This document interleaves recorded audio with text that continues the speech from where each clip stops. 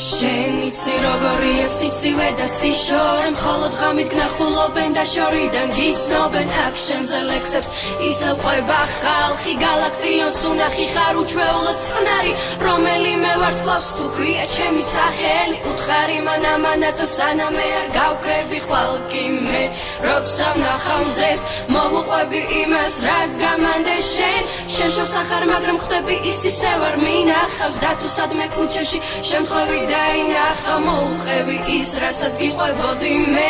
უთხარი რომ ისევ მიყვარს არ დავეძებს ხვებს ჰეი რას ფიქრობ ზევ აქ ისევ გელოდებოდი მე